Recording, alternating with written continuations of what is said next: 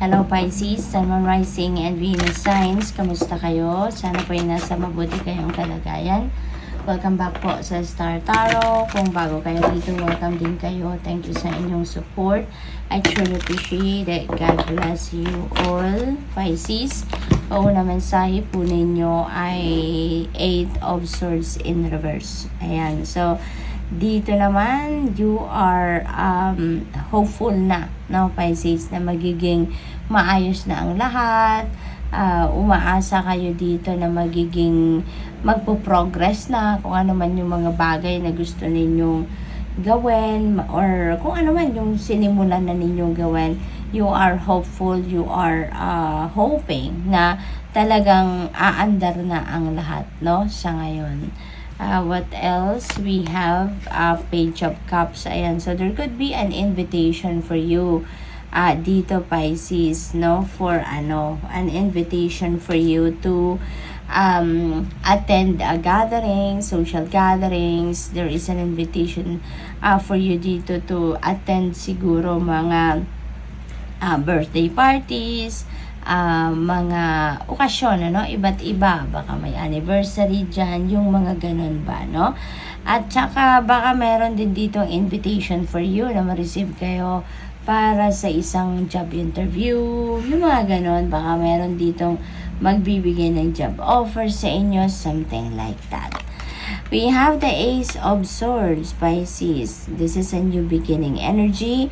At ito ay magkakaroon kayo dito ng clarity, magkakaroon kayo dito ng opportunities, to bounce back sa buhay. Kasi meron kayong pagtatagumpayang mahirap na sitwasyon dito, no? You are able to succeed dito sa kung ano man ang hirap na pinagdadaanan ninyo dito.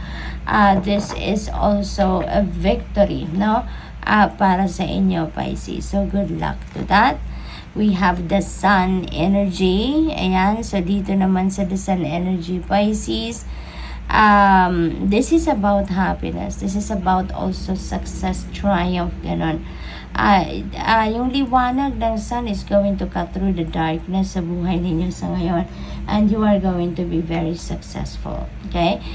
This is a time for success, a time for finding solutions, yung ganon. Kaya you will be happy, and everything is going to fall into its right places na sa ngayon.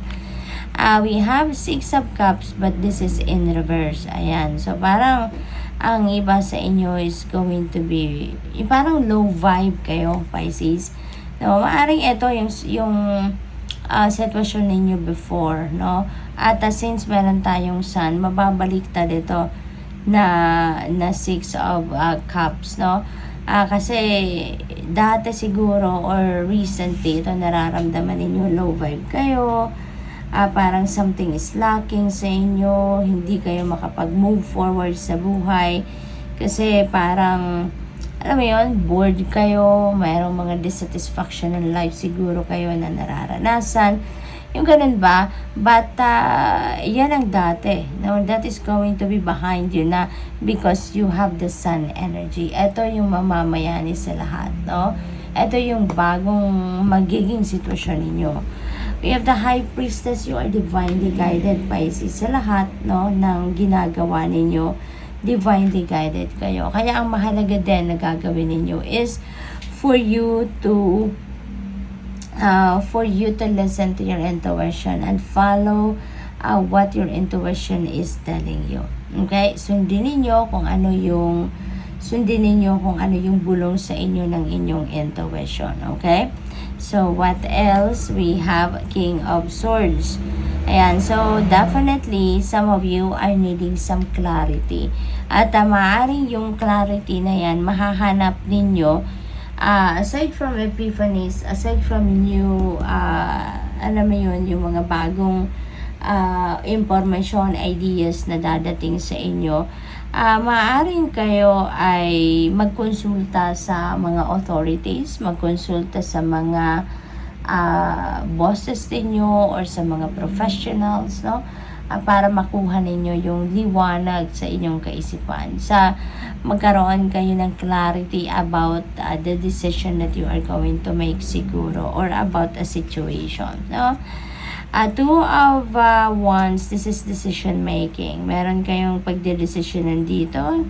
Maaaring that is regarding an endeavor, regarding travel plans, maaaring ganon. This is also about planning, no? This is about planning, strategizing, yung ganon. So maybe you have that maybe you have that plan or ideas of kung ano man ang gusto ninyong gawin. Maaring meron kayong mga planong mag-put up ng negosyo, mag-apply ng bagong trabaho, mag-relocate, yung mga ganon, no? Along those lines. At maaring yan din ang pinagdedesisyon na ninyo sa ngayon. So maybe you're still weighing things out, you're still working on it, no?